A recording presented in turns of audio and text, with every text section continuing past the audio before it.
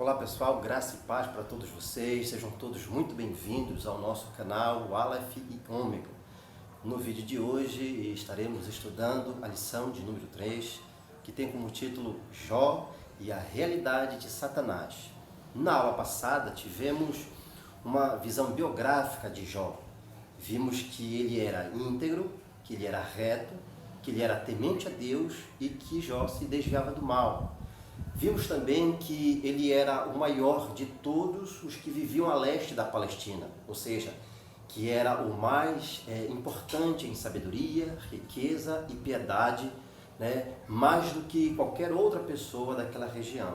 Em outras palavras, aprendemos um pouco sobre o caráter de Jó, sua sabedoria, sua prosperidade e sua piedade.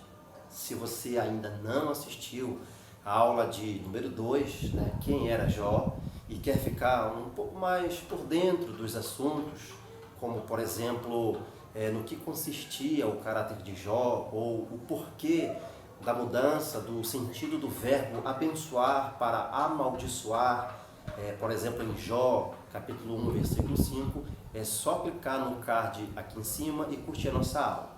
Já no vídeo de hoje, iremos aprender um pouco sobre o personagem vilão do livro, Satanás. E para começarmos, nada melhor do que abordarmos algumas expressões que nos chamam a atenção e que estão exatamente aqui dentro do contexto da leitura bíblica em classe. No versículo 1, por exemplo, nós temos a seguinte expressão: Bnei ha-Elohim, os filhos de Deus. No Antigo Oriente Próximo, os filhos dos deuses eram membros de menor importância do panteão. Em textos mesopotâmicos e ugaríticos, por exemplo, são encontrados alusões de reuniões dos deuses e sua corte divina. Portanto, esta frase, nos antigos mitos politeístas, indicava seres divinos. Porém, nas escrituras sagradas, a frase os filhos de Deus se refere ou aos homens ou às criaturas celestiais.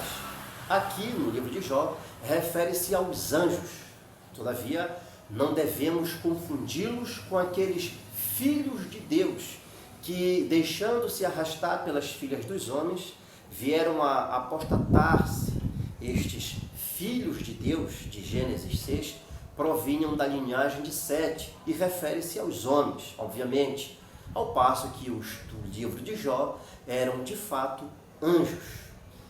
Ainda neste versículo, versículo 1, temos a expressão vieram apresentar-se perante o Senhor.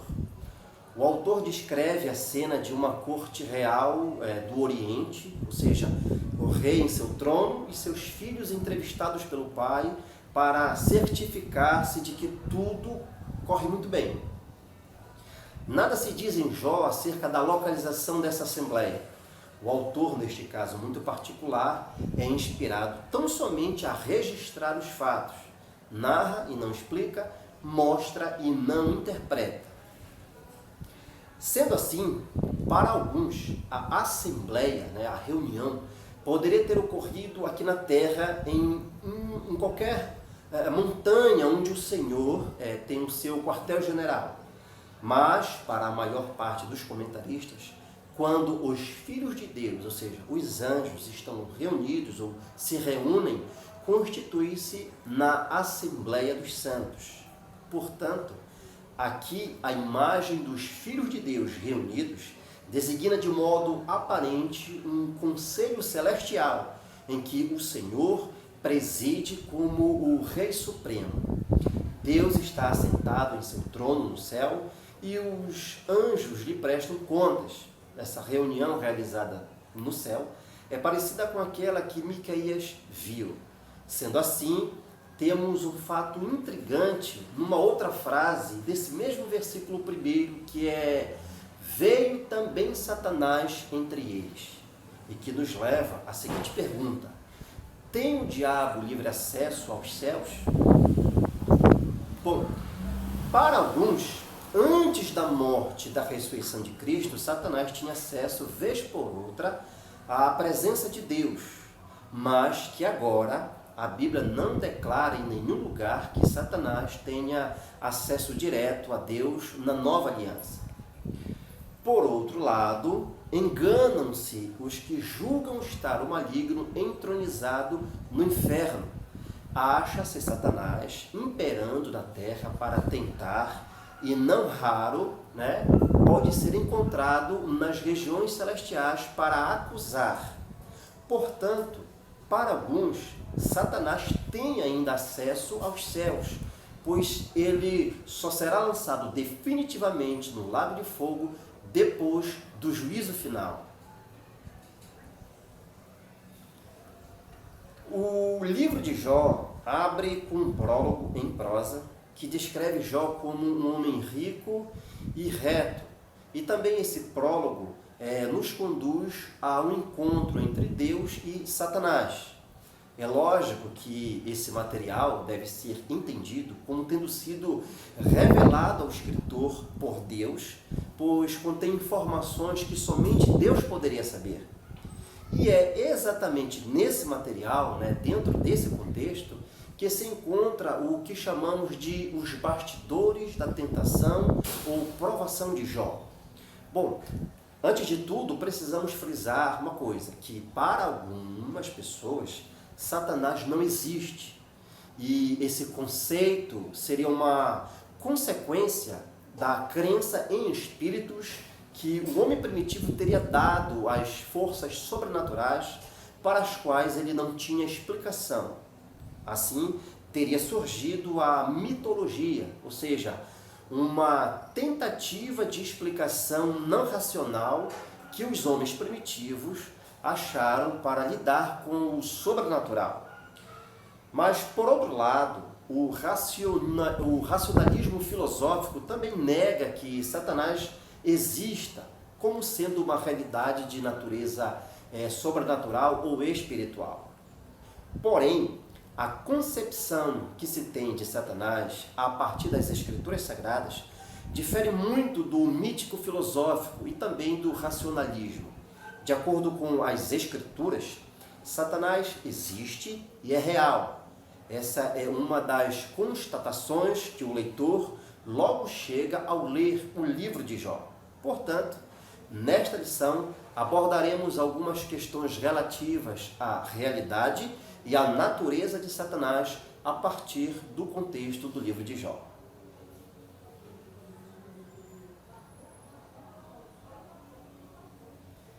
A expressão que se desvia do mal aparece no testemunho que Deus dá sobre Jó.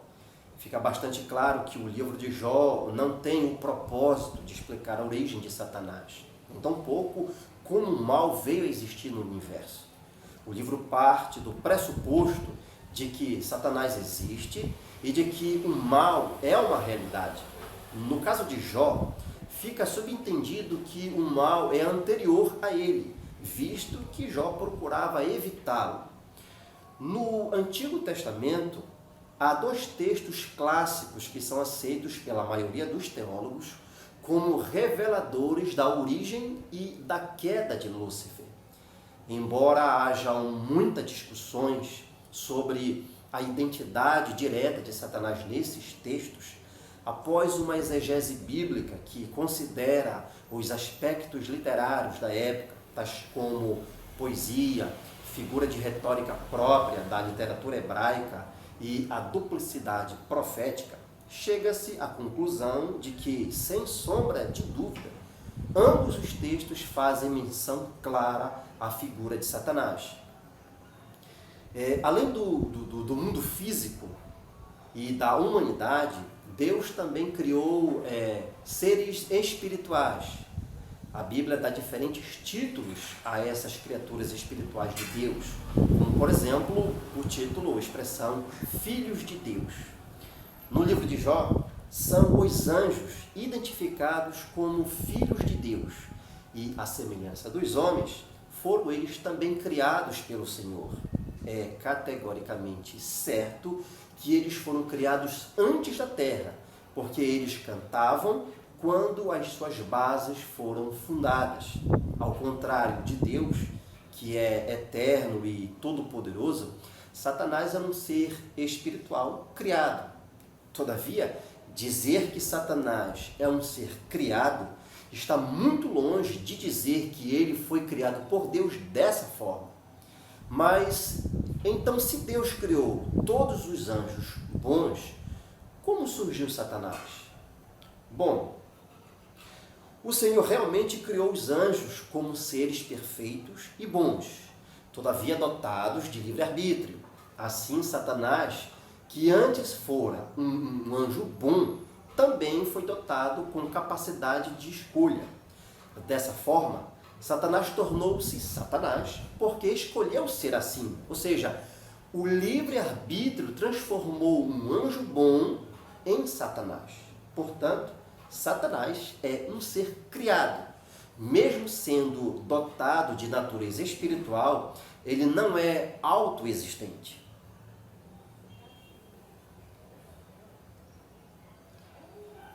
Além do fato de Satanás ter uma natureza espiritual, de ser capaz de agir sobrenaturalmente, as evidências internas do texto do livro de Jó mostram que o diabo é dotado também de personalidade. Satanás, por exemplo, demonstra ser possuidor de inteligência e conhecimento. Ele demonstra conhecer Jó e a sua forma de comportar-se, bem como se mostra capaz de argumentar com Deus. Mas o que nos chama a atenção aqui é a audácia de Satanás em querer discutir, digamos assim, de certa forma, teologia com o próprio Deus. Sabendo Deus que lá estava o diabo para discutir teologia, começa o Senhor então com uma pergunta, né? Aquele bate-papo teológico começa com uma pergunta, a seguinte: observaste meu servo Jó? Pergunta esta, aliás, que desencadearia a mais importante discussão teológica de todos os tempos. Por que o justo sofre? Mas começa a teologia pela observação? De acordo com o rei Davi e com o apóstolo Paulo, a resposta é sim. E assim fez o nosso Deus. Bom, e a audácia de Satanás não para por aí. Em seus argumentos tão contrários a Deus, Satanás tenta passar a impressão de que o Senhor nada entende de teologia. Eis os pontos argumentativos ou teológicos, de Satanás. Primeiro, a impossibilidade do verdadeiro temor a Deus. Segundo, o relacionamento mercantilista entre Deus e o homem. E o terceiro argumento teológico de Satanás, a corruptibilidade absoluta do homem. Supõe o adversário que o homem jamais poderá demonstrar um amor verdadeiro e desinteressado por Deus, enquanto Deus o abençoar, bendirá a Deus. Se Deus, porém, lhe retirar as bênçãos, certamente o homem o amaldiçoará. Ora, mesmo que o homem amasse a Deus de forma interesseira, e mesmo que lhe viesse a demonstrar um temor materialmente condicionado, seria ele muito melhor do que o diabo. Porque o diabo, tendo tudo nos céus, foi infiel ao Senhor. O profeta Ezequiel, por exemplo, discorre de maneira detalhada acerca dos privilégios que o Senhor entregou a Satanás. Dos querubins era o mais importante. Além de querubim ungido, tinha ao seu cargo as hostes celestiais. Abaixo da, digamos, Santíssima Trindade, não havia ninguém tão importante quanto o diabo. Ora, se o adversário não soube ser grato e fiel a Deus, tendo tudo, por que injuriaria a Jó? O diabo não podia aceitar a possibilidade de um relacionamento entre o homem e o seu Criador, cuja base fosse a sacrificialidade e o desinteresse do homem. Por isso, desafia o Todo-Poderoso. Que argumento é esse que despreza a possibilidade de o homem vir a amar de uma forma desinteressada a Deus. Desconhecia o maligno os exemplos de Abel, de Enoque, de Noé e de Sem. Então, não cometia apenas ele mais um erro teológico. Achava-se também num equívoco histórico. Se ele, querubim, não soube amar o Senhor, isto não significava estar um homem impossibilitado de devotar um amor sincero ao Todo-Poderoso. Satanás também apostava na corrupção absoluta do ser humano. De acordo com a sua tese, a sua proposta, o homem não estava tão corrompido, o homem estava tão corrompido e de tal forma degenerado que, se não recebesse algum benefício do Senhor, contra o Senhor blasfemaria. Mais uma vez estava errado o maligno. Desde a aurora da civilização, sempre houve pessoas que tributaram a Deus um amor puro e altruístico. O maior conforto não lhes é ter a bênção do Senhor, é possuir o abençoador. Todavia, esgotados já os seus argumentos, Satanás parte da teoria para a prática. Propõe o tentador a Deus que fira a Jó, tirando-lhe tudo quanto este possuía. Naquele momento era o Todo-Poderoso desafiado a provar cada palavra que empenhara em favor do seu servo. Estava o diabo tão certo acerca da perfeição de suas premissas teológicas que ousadamente afirmou ao Senhor: e verás se não blasfema contra ti na tua face. Tão atrevido mostrou-se o diabo que tentou induzir o Senhor a estender ele mesmo a mão contra Jó. Fosse o Senhor estender a mão contra Jó, como haveria este de subsistir? Não destruiu o Senhor todo o mundo antediluviano? Não acabou com a soberba daqueles edificadores que infantilmente edificavam a Torre de Babel?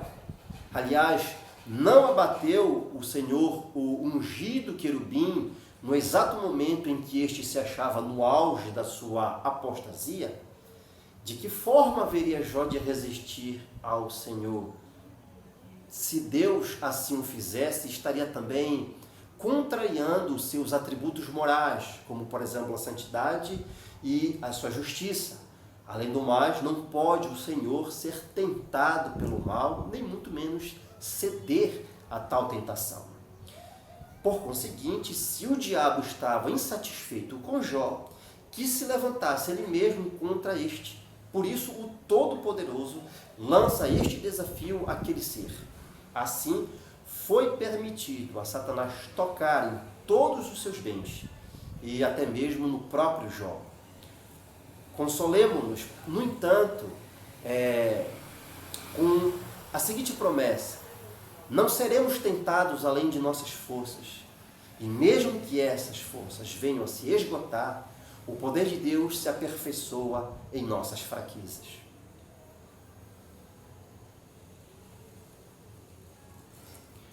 Bom, o livro de Jó oferece um pronunciamento profundo sobre a questão da teodiceia, que nada mais é do que a argumentação favorável da justiça de Deus diante do sofrimento humano.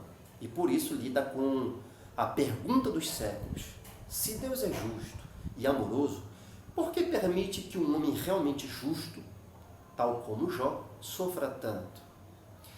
Em outras palavras, como a justiça de um Deus onipotente pode ser defendida na presença do mal, sobretudo no sofrimento humano e de um modo ainda mais específico do sofrimento dos justos?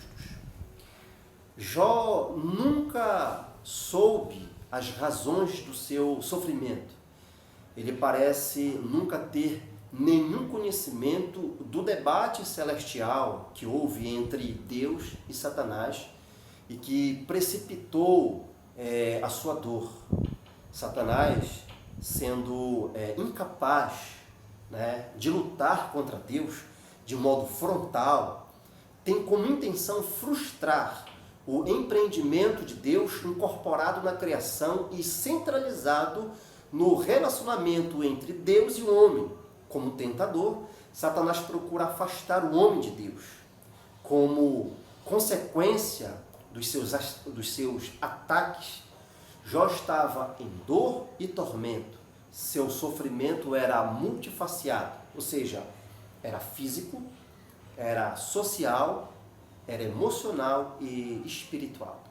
No ambiente físico, Jó teve insônia, perdeu peso e emagreceu, ficou com os olhos vermelhos e olheiras profundas, tinha calafrios, dores nos ossos, a pele enegreceu e descascava, tinha febre, furúnculos que coçavam muito. Socialmente, as pessoas o rejeitavam, zombavam, escarneciam, até as crianças debochavam de Jó.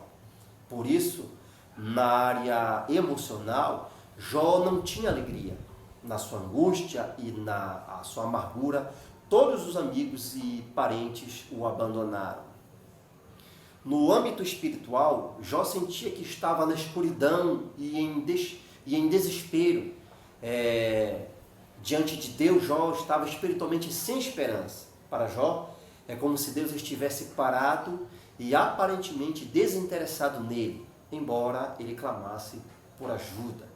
Satanás é uma espécie de teólogo perspicaz. E foi com toda a sua astúcia teológica e filosófica que o maligno apresentou-se diante de Deus para acusar Jó. O livro do Apocalipse descortina este ofício de Satanás e, seguindo a risca, né, esse que é um dos seus modos típicos de operar, acusa Jó diante de Deus. Satanás faz a acusação de que a piedade religiosa de Jó é falsa ou fingida. Se Deus tão somente permitir que Satanás tente a Jó, rompendo o elo entre a sua justiça e a bênção, o homem justo de Uz será desmascarado, revelando ser o pecador que realmente é. Outra função de Satanás é tentar e sempre levar os tentados a cair em pecado. Satanás usa as fraquezas e limitações dos homens para atraí-los ao pecado e também emprega as suas seduções do mundo. As Escrituras mostram de modo que Deus não quer que ninguém sucumba à tentação. Por isso, ele manda que cada um ore e vigie. No caso de Jó, Satanás sugere um teste que se desdobra em 2 etapas para comprovar o seu argumento.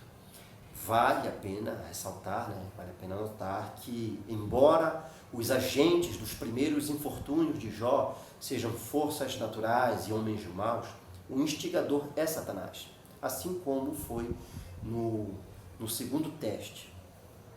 O livro de Jó mostra que Satanás não conseguiu o seu intento, que era fazer com que Jó blasfemasse contra Deus. A verdadeira fé em Deus provou-se inabalável, pois a fé que Jó tinha em Deus jamais falhou. O diabo não aparece mais a partir do capítulo 3 do livro de Jó e não é mais mencionado no restante do livro. Embora o julgamento já tenha sido pronunciado sobre ele, ainda é permitido a Satanás operar como um usurpador até o tempo de seu aprisionamento final. A Escritura revela a inevitável condenação de Satanás. Jesus mencionou um vislumbre desta derrota final de Satanás na vitória dos 70 sobre as forças do mal. Jesus também afirmou que o fogo eterno foi preparado para o diabo. O livro do Apocalipse retrata o julgamento final executado sobre o diabo. No retorno de Cristo em glória, Satanás será confinado ao abismo sem fundo, selado por 1000 anos. No fim dos 1000 anos, Satanás estará livre de sua prisão e novamente reassumirá seu engano sobre os habitantes da terra com grande sucesso, é verdade. Esta rebelião final, porém, será sumariamente esmagada pela ação divina, e o diabo será lançado no lago de fogo e enxofre. Sua condenação será a punição eterna. A palavra hebraica Abdi, traduzida como meu servo, é frequentemente usada no Antigo Testamento como um título de honra. Quando Jó é chamado por Deus de meu servo, está incluído em uma classe reservada para os mais virtuosos do Antigo Testamento, ou seja, Moisés, Caleb, Davi, Zorobabel e os profetas. O Senhor fala acerca de Jó com afeição e deleite, até porque homens justos são raros. Pode ser difícil achar poucos ou até mesmo um só numa cidade, mas é possível que isso aconteça. E quando o Senhor observa um homem com essa característica, alegra-se muito. Bom, pessoal, por hoje é só. Curta, se inscreva, compartilhe e até o próximo vídeo, em nome do Senhor Jesus.